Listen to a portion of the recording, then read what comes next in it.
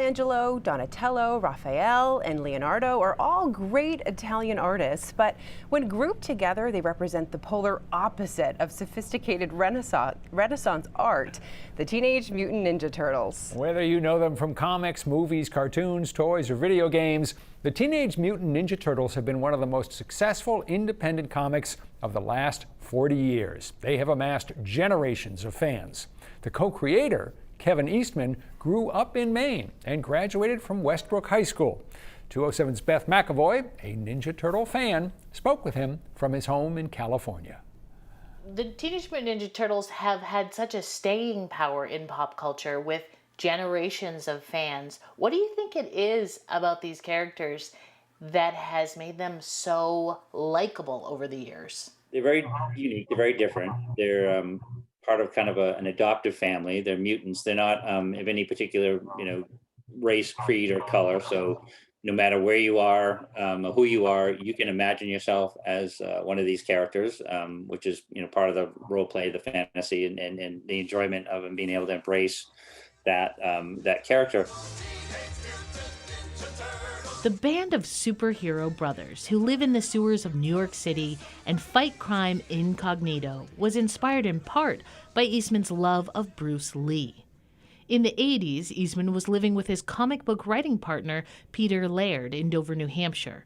Their big creative breakthrough came when they were just goofing around. It's kind of late one night. Peter was watching one of his favorite TV shows, and I was trying to annoy him on purpose to make him laugh. So I did this sketch. It's actually on my hat. It's the very first turtle, which was Michelangelo before he was even named Michelangelo. So I did this doodle and I put it on his desk, and I said, "This is going to be the next big thing." Ha ha ha! It's a Ninja Turtle. He did a sketch, changed some things, and of course, studio one-upmanship.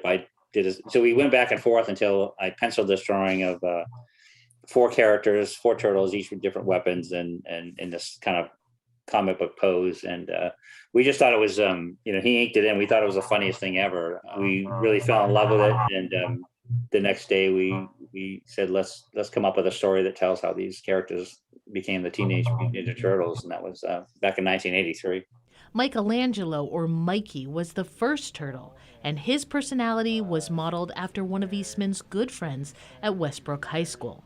There are a few other main references in the comic book, but none of this might have happened if it weren't for the time Eastman spent as a child playing on Bonnie Eagle Pond. It had this wonderful sort of swampy runoff on the lake that was just filled with turtles. So when I was a kid, I'd go to visit my grandparents a lot, and I'd go hang out with these and for hours with these turtles, because they just reminded me of, like, I was a big dinosaur fan, so they look like, little miniature dinosaurs and things like that. So that was definitely an influence on, having turtles. I was very fond of them. 40 years, almost 40 years, you've been with the Teenage Mutant Ninja Turtles, developing their stories, their characters, their humor, their anger.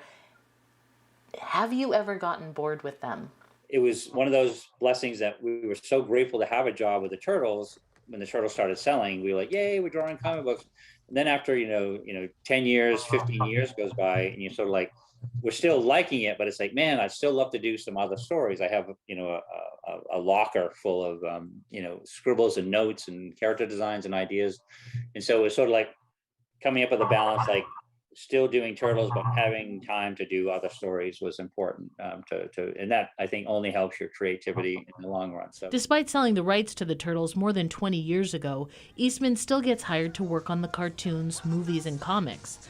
Part of striking that balance for him is pursuing other projects, like his latest, called Biz and Buzz.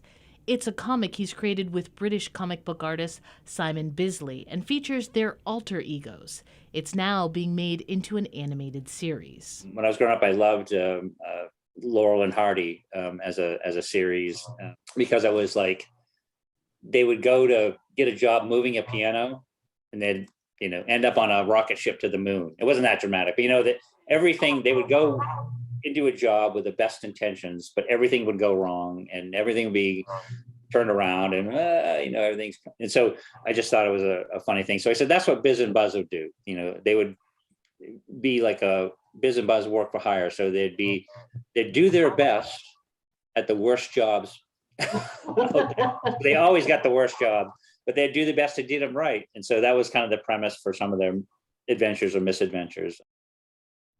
Sam, I've heard a lot of stories, of course, about the Teenage Mutant Ninja Turtles and about Kevin Eastman over the years, but I'd never heard the one about how he went to his grandparents' place and played in the runny brook, the muddy brook, and that's where he was just fascinated with turtles. I know. I was not expecting that either.